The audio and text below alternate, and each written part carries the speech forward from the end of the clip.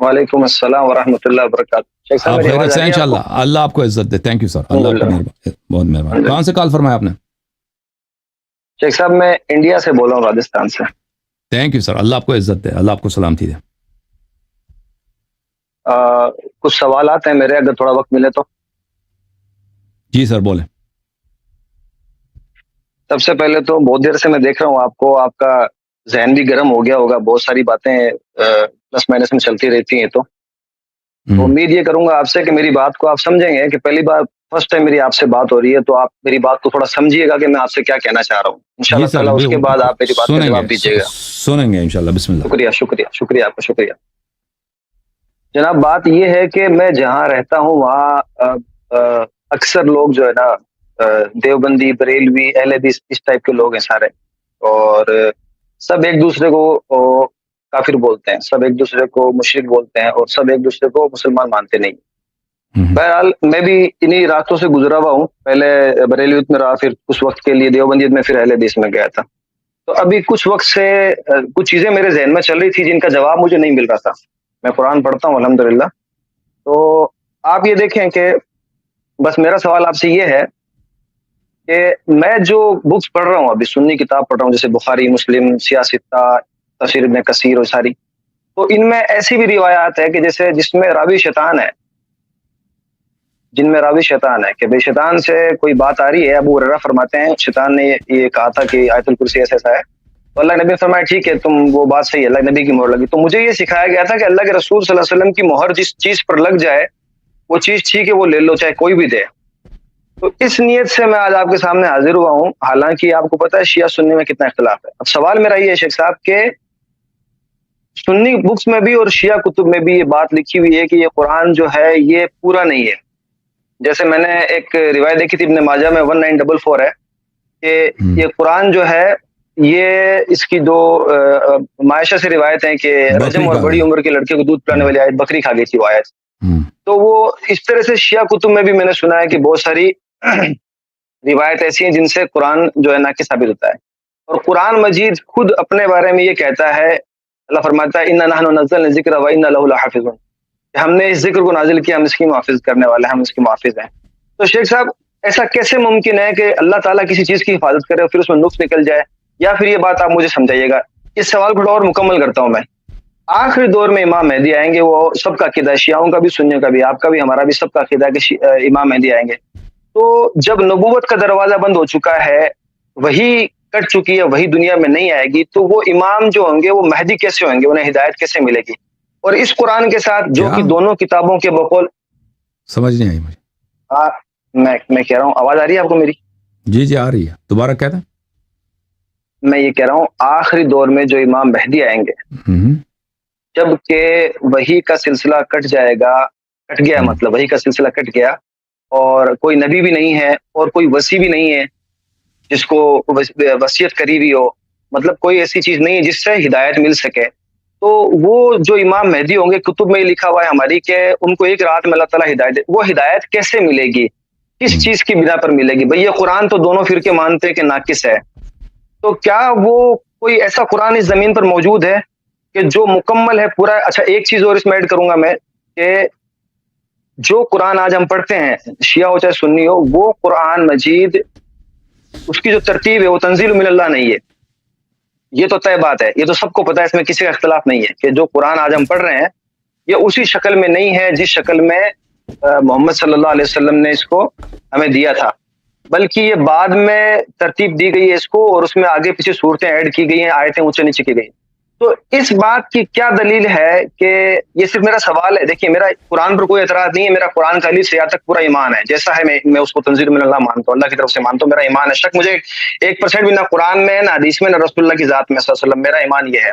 لیکن سوال یہ ہے، کیونکہ میرے سے لوگ سوال کرتے ہیں، یہاں پر میں ہندوؤں کے بیچ میں بھی رہتا ہوں اور دوسرے لوگ بھی ہیں، تو سوال یہ ہے کہ یہ جو قرآن جو اکٹھا ہوا ہوا ہے، یہ اس بات کی کیا گارنٹی ہے کہ یہ جو ہمارے پاس قرآن اکٹھا ہوا ہوا یہ صحیح ترتیب میں ہوا ہے، اور اس کو اللہ کے رسول بتا کے گئے تھے کہ آپ کو ایسا اکٹھا کرنا ہے؟ میرا سوال سمجھ رہے ہیں آپ کہ بھائی مطلب کس نے کہا کہ قرآن ایسے کیسے اکٹھا کرنا ہے جیسا اکٹھا ہو رکھا ہے ہمارے پاس، جیسے الحمد سے اسٹارٹ ہو کر کے سورہ ناس پہ ختم ہو رہا ہے؟ یہ ترتیب رسول اللہ صلی اللہ علیہ وسلم نے بتائی تھی کیا؟ اور کیا یہ قرآن لے کر کے امام مہدی علیہ السلام اس دنیا کو سکون دلائیں گے کیا؟ ساری پریشانیاں ختم کریں گے کیا؟ یہ میرا سوال. جی بسم اللہ الرحمن الرحیم. میرے بھائی قرآن کے متعلق آپ کا سوال کہ اللہ تعالیٰ نے فرمایا انا نحن نزلنا الذکر وانا لہ لحافظون، تو یہ اگر ذکر سے مراد قرآن مجید ہے یہ کوئی ثابت بات نہیں ہے، ٹھیک ہے نا. یا ہم نے ذکر کو نازل کیا ہے. ذکر سے اس میں اگر آپ دیکھیں مفسرین، اب یہ سوال مجھ سے بہت کیا جاتا ہے اور میں نے بہت جواب دیا. غیر شیعہ مفسرین کے کتب میں دیکھیں تو اس پہ کوئی اتفاق نہیں ہے کہ ذکر سے مراد قرآن مجید ہے. وہ اس سے نبوت بھی مراد ہو سکتا ہے، ٹھیک ہے نا. وہ مفسرین نے خود کہا کہ ہم نے نبوت نازل کی، ہم نبوت کی ہم حفاظت کریں گے، تو پھر اس کا قرآن سے کوئی تعلق ہی نہیں ہوگا. یا بعض کہتے ہیں کہ اس کا ذکر سے مراد تو قرآن مجید ہے، لیکن لہو جو ہے قرآن کی طرف نہیں پلٹتا، لہو نبی صلی اللہ علیہ وسلم کی طرف پلٹتا ہے. ہم نے قرآن کو نازل کیا، ذکر کو نازل کیا، اور ہم نبی صلی اللہ علیہ وسلم کی محافظت کریں گے، ٹھیک ہے نا. لہو نبی صلی اللہ علیہ وسلم کی. تو اس طرح خود جماعت مخالفین یعنی اہل سنت مفسرین کے ہاں یہ آیت کوئی مسلم نہیں ہے اس کے تفسیر میں کہ اللہ نے کہا کہ ہم نے قرآن نازل کیا، ہم نے حفاظت کرنی ہے. یہ کوئی مسلم بات نہیں ہے، ٹھیک ہے نا. تو یہ بلکہ اس آیہ میں اختلاف ہے، تو یہ متشابہ ایک حدیث آیہ بن جائے گا، یعنی تصریح نہیں ہے اس بات پر. اور پھر اگر ہم کہہ بھی دیں کہ اللہ اس سے مراد قرآن مجید ہے اور اللہ تعالیٰ اس کی حفاظت کا حصہ لیں گا، تو یہ دیکھیں یہ خود بخاری اور مسلم میں روایات بہت زیادہ ہیں کہ جب یمامہ میں لوگ قتل ہو گئے تو عمر گئے تھے ابو بکر صاحب کے پاس کہ قرآن جمع کرو اللہ قرآن ضائع ہو جائے گا، ہے کہ نہیں؟ جی، قرآن ضائع ہو جائے گا، قرآن کا بہت حصہ ضائع ہو جائے گا. یا عائشہ نے کہا کہ بھئی قرآن کو بکری کھا گئی، اس میں سے آیتیں تھیں وہ بکری کھا گئی. یا عائشہ نے بہت ساری جگہوں پہ اس میں مثلا مصاحف ابن ابی داؤد میں کہ فلان آیہ میں غلطی ہے، فلان آیہ میں غلطی ہے، فلان آیہ میں غلطی ہے. عبداللہ ابن عباس کی احادیث ہے، عبداللہ ابن مسعود کی احادیث ہیں، اور عمر بن خطاب کی احادیث زیادہ ہیں. یا حروف سبعہ کہاں ہیں قرآن مجید کے، وہ سب غائب ہیں، ٹھیک ہے نا. تو یہ صحابہ کبھی انہوں نے نہیں کہا، کسی صحابی کا یہ قول نہیں کہ اللہ تعالیٰ نے قرآن نازل کیا ہے اور اللہ تعالیٰ نے ذمہ لیا ہے، نہ نبی صلی اللہ علیہ وسلم کا قول ہے. یہ تفسیر بعد میں رائج کرا دی گئی ہے اور لوگوں میں مقبول کرا دی گئی ہے کہ آیت سے مراد ہے کہ اللہ تعالیٰ نے قرآن کی حفاظت کا ذمہ لیا ہے. یہ بہت بعد میں یہ تفکر پیدا ہوا، یعنی صحابہ کے زمانے میں یہ فکر تھا ہی نہیں ہے کہ ان کے ذہن میں یہ بات آئی ہو کہ عمر نے جب ابو بکر سے کہا قرآن جمع کرو اللہ قرآن ضائع ہو جائے گا. ابو بکر صاحب نے زید بن ثابت سے کہا کہ تم قرآن وہ کہہ دیں کہ بھئی اللہ نے ذمہ داری لی ہے، یہ تو ممکن ہی نہیں ہے قرآن سے ضائع ہو، قرآن سے کچھ ضائع ہو، ٹھیک ہے نا. تو یہ ایک نئی تفسیر ہے جو پیدا ہوئی. اگر ہم مان بھی لیں نا کہ یہ اس طرح کی کوئی آیا ہے تو یہ شیعہ عقیدے کے مطابق بالکل صحیح نکلتا ہے. شیعہ عقیدے کے میں یہ کوئی نہیں ہے، یہ ہمارے پاس کوئی یہ بات نہیں ہے کہ انا نحن نزلنا الذکر وانا لہ لحافظون، اس سے مراد قرآن مجید ہے کہ ہم قرآن مجید کی حفاظت کریں گے، ٹھیک ہے نا. ذکر سے مراد یہاں پہ کچھ اور ہے، لیکن ہم مان بھی لیں کہ اس سے مراد قرآن مجید ہے تو کیونکہ رسول صلی اللہ علیہ وسلم کے بعد ہمیشہ رسول جیسا ایک فرد دنیا میں ہوتا ہے. امیر المؤمنین علیہ السلام بالکل رسول اللہ صلی اللہ علیہ وسلم جیسے تھے، ان کے سینے میں وہی علم تھا جو نبی صلی اللہ علیہ وسلم کے سینے میں تھا، اور انہوں نے قرآن اسی طرح جمع کیا تھا بغیر اضافہ بغیر کمی، جس طرح اللہ نے رسول صلی اللہ علیہ وسلم پہ نازل کیا حرف بحر. امت نے نہیں مانی ہے، وہ الگ بات ہے. تو یہ شیعہ عقیدے کے مطابق بالکل صحیح ہے. جی کیا فرمایا آپ نے؟ وہ قرآن جو امیر المومنین علیہ السلام نے جو جمع کیا تھا وہ قرآن کیا ابھی اس دنیا میں موجود ہے؟ جی بالکل موجود ہے، وہ امام عصر علیہ السلام کے پاس ہے. اب سوال آپ کے پاس آتے ہیں نا، اس دوسرا سوال آپ نے کیا کہ امام عصر علیہ السلام جب آئیں گے جو وحی نہیں ہے تو وہ کیسے لوگوں کو ہدایت دیں گے؟ دیکھیں یہ تو اللہ تعالیٰ نے جو دین بھیجا ہے نبی صلی اللہ علیہ وسلم پر، وہ دین کامل بھیجا تھا اللہ نے. جو لوگوں نے سیکھا ہے وہ انہوں نے اپنی ظرف کے مطابق سیکھا ہے. سمجھ میں آ رہی نا بات آپ کو؟ نبی کا علم اور صحابہ کا علم ایک جیسا نہیں ہے. آپ سن رہے نا بات کو؟ جو علم جو معرفت اللہ نے نبی صلی اللہ علیہ وسلم کو دیا ہے، جو نور، وہ نبی صلی اللہ علیہ وسلم کے پاس ہے، وہ صحابہ کا ان کا قیاس ہی نہیں ہے. جو دین اللہ نے نبی صلی اللہ علیہ وسلم پہ نازل کیا تھا وہ بالکل کامل ہے، اس میں کسی قسم کا کمی کاستی نہیں، قیامت تک کے لیے کافی ہے، اور قیامت تک کسی دوسرے شریعت کی ضرورت نہیں ہے. لیکن جو صحابہ نے سیکھا، ہر صحابی نے اپنے ظرف کے مطابق سیکھا ہے، ٹھیک ہے نا، اس نے سب باتیں نہیں سیکھی ہے. اور جو پھر صحابہ نے صحابہ سے جو منقول ہے ہمارے پاس، وہ جو صحابہ کا سب کچھ دیکھا انہوں نے نقل نہیں کیا. دیکھیں نا صحابہ نے مثلا ابو بکر صاحب ہیں, وہ اتنے عرصے نبی صلی اللہ علیہ وسلم کو دیکھتے رہے, یا عمر صاحب ہیں, یا عثمان ہیں, یا عائشہ ہیں, 20 سال 15 سال جتنا بھی ہے, اس میں تو انسان بہت سارے مطالب کو دیکھتا ہے, افعال میں, اقوال میں, صحیح ہے نا. وہ سب باتیں انہوں نے نقل تو نہیں کیا. سمجھ میں آ رہی نا بات آپ کو. اور دوسرے صحابہ کا بھی یہی ہے, دوسرے صحابہ کا بھی یہی ہے اس طرح. اور صحابہ کا بالکل کبھی یہ پروگرام, اس لیے یہ چیز پوچھ رہا تھا میں آپ سے, کیونکہ جیسا کہ پوری دنیا میں ہم دیکھ رہے ہیں کہ نہ تو مسلمان کسی بھی خطے میں سکون سے ہیں, اور ایون غیر مسلم بھی نہیں ہے, جبکہ قرآن مجید کے اندر بار بار اللہ رب العالمین بشارتیں دے رہا ہے, جیسے سورہ نور میں بھی بشارت دی ہے. آپ سن لیں, آپ میری بات سن لیں پلیز, میں پھر اگلا سوال کر لینا آپ.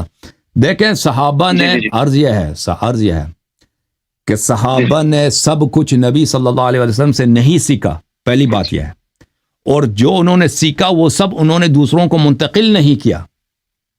انہوں نے جو بھی حدیث سنی سب کے سب کو انہوں نے نقل نہیں کیا. عرض یہ ہے, ٹھیک ہے نا.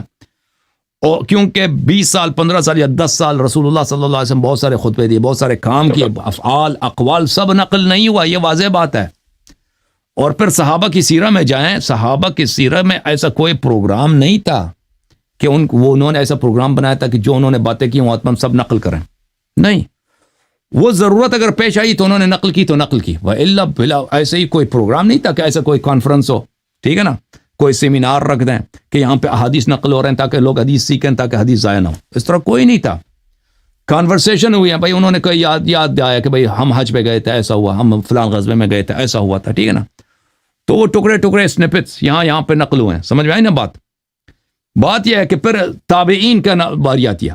تابعین نے بھی اس طرح نہیں ہے کہ انہوں نے جو بھی انہوں نے صحابہ سے سنا وہ سب کے سب انہوں نے نقل کیا, اس میں سے کچھ ضائع نہیں ہوا. سن رہے نا میرے بھائی, یا وہ جو انہوں نے نقل کیا اس میں کمی بیشی نہیں ہوئی ہے. تابعین کو تو لازمی بات ہے, تابعین کی جرح ہوتی ہے, صحابہ کو عادل مانتے ہیں نا, تابعین کو تو عادل نہیں مانتے. تو عرض یہ ہے کہ اب یہ جاتا ہے بخاری مسلم کے دور تک جاتا ہے تو پوری سنت منتقل نہیں ہوئی ہے. سن رہے ہیں نا, حالانکہ دین رسول صلی اللہ علیہ وسلم پہ قرآن اور سنت دونوں کامل ہے, اور جو مسلمانوں کو پہنچا وہ ناقص ہے. تو امام مہدی علیہ الصلوۃ والسلام اس کو کیسے کامل کریں گے, کیسے, ان کے وحی بھی نہیں ہے. تو وہ لازمی بات ہے, تو شیعہ عقیدہ یہ نہیں ہے کہ امام مہدی علیہ السلام کتابوں سے وہ علم لیتے ہیں, جو بخاری میں لکھا ہے, مسلم میں لکھا ہے, یا کتاب کافی کلینی میں, امام لاحظ الفقی میں لکھا ہے. رسول اللہ صلی اللہ علیہ وسلم نے اپنا سارا علم منتقل کیا تھا امیر المؤمنین علی علیہ السلام کو, اور انہوں نے منتقل کیا امام حسن علیہ السلام کو, انہوں نے منتقل کیا امام حسین علیہ السلام کو, انہوں نے امام زین العابدین علیہ السلام کو.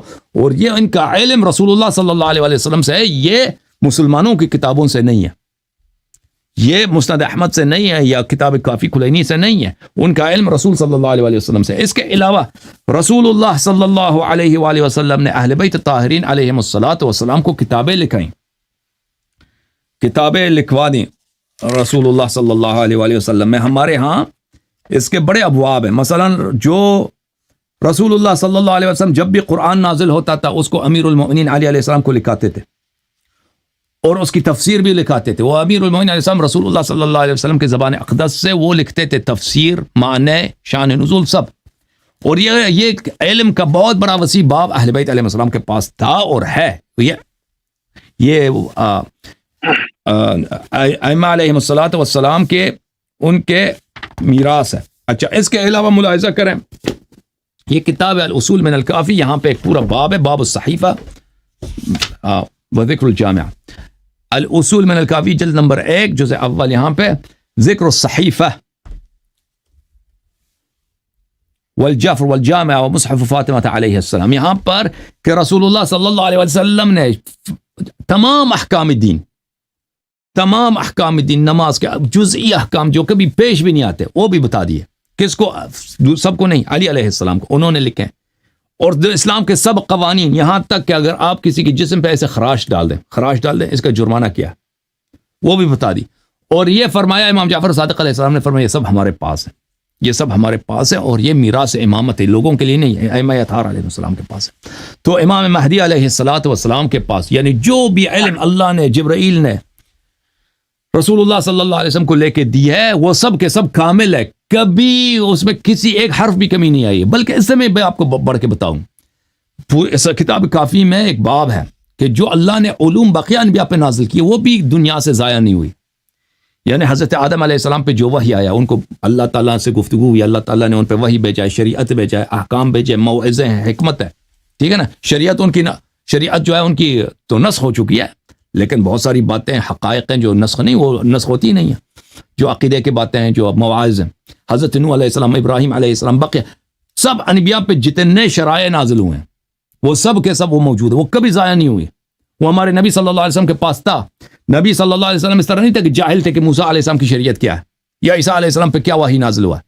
سب کو وہ موسیٰ سے بہتر جانتے تھے, نبی صلی اللہ علیہ وسلم عیسیٰ سے بہتر جانتے تھے, داؤد علیہ السلام سے زبور کو وہ بہتر جانتے تھے, ابراہیم علیہ السلام کے صحف کو اچھی طرح پورا پیغمبر کو پتہ تھا.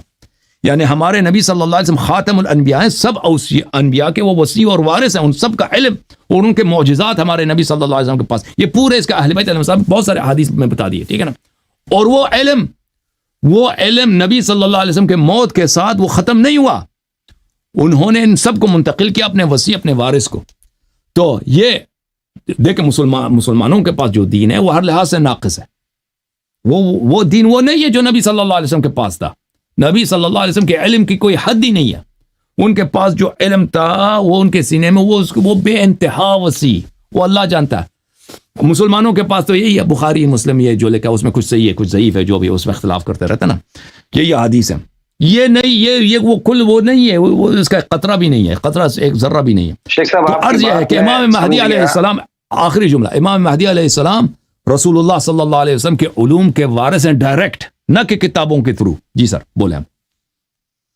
میں کہہ رہا ہوں, میں آپ کی بات کو میں نے سمجھا ہے, اور ابھی میرے بہت سارے سوالات ہیں, مجھے پتا ابھی نہیں کر پاؤں گا, میں انشاءاللہ پھر کبھی کسی نشست میں کروں گا. ابھی بس ایک آخری سوال میری طرف سے یہ ہے. جی سر پوچھیں.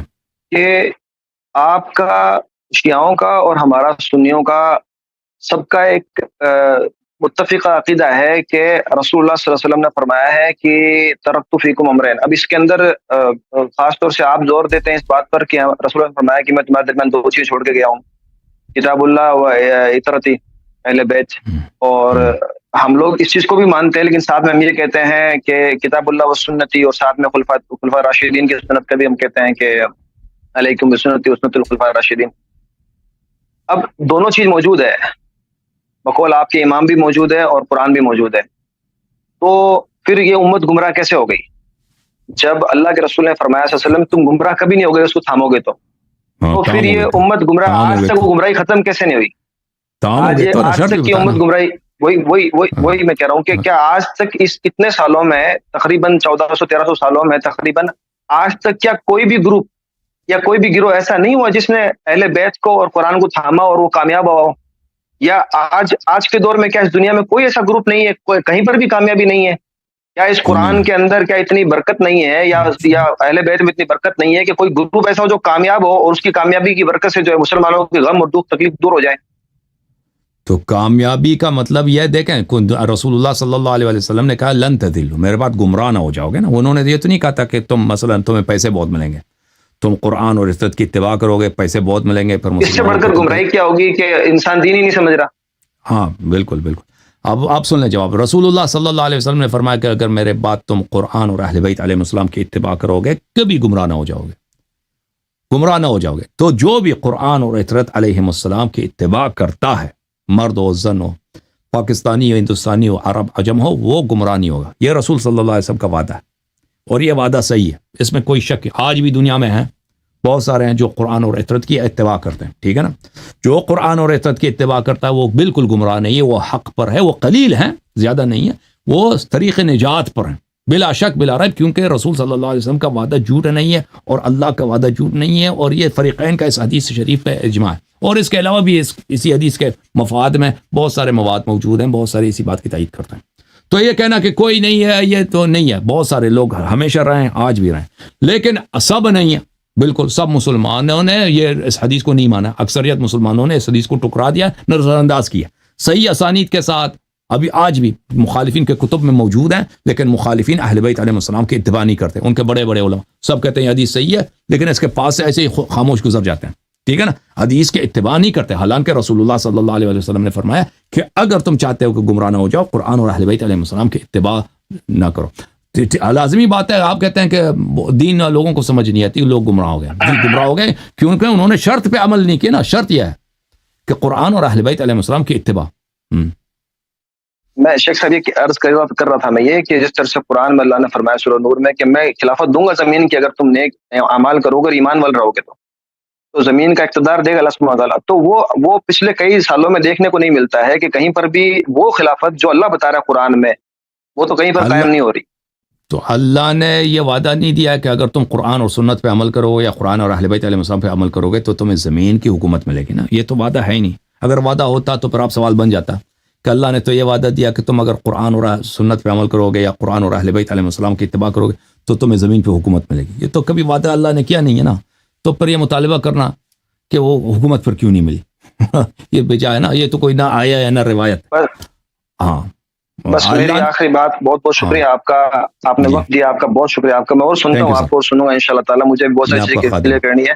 بس ایک چیز میں ایسا کیا کام کروں, دیکھو میں سنیوں کو بھی سنتا ہوں, آپ کو بھی سننا سٹارٹ کیا ہے, میں ایسا کیا کام کروں کہ یا میں ایسی کون سی بک پڑھوں جس سے مجھے یہ سارے معاملے کلیئر ہو جائیں؟ دیکھیں مجھے نہیں معلوم آپ کی مطالعہ کتنا ہے, ہر شخص کا مطالعہ مختلف ہوتا ہے نا. وہ ہم مثلا اگر آپ کتابیں جو ہیں بعض مفصل ہیں بعض مختصر ہیں. مفصل کتابوں میں جو اچھی کتاب ہے, مثلا کتاب الغدیر ایک اچھی کتاب ہے, اللہ آپ کا بھلا کرے.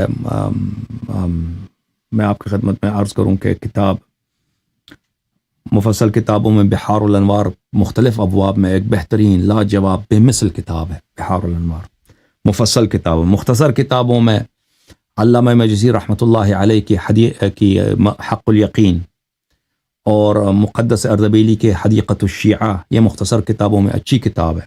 اس سے بھی زیادہ مختصر سادہ چاہیے, پھر میں ہدایت پا گیا, تیجانی صاحب کی کتاب ہے پھر میں ہدایت, یہ بھی اچھی کتاب ہے. تو کتابیں بہت زیادہ ہیں. انشاءاللہ آپ ان کتابوں کا جو میں نے نام لیا ان کو پڑھیں, آپ کو بہت ساری باتیں سمجھ آئیں گی انشاءاللہ. بہت بہت شکریہ سر. Thank you sir. اللہ آپ کو جزائے خیر دے, اللہ آپ کو عزت دے.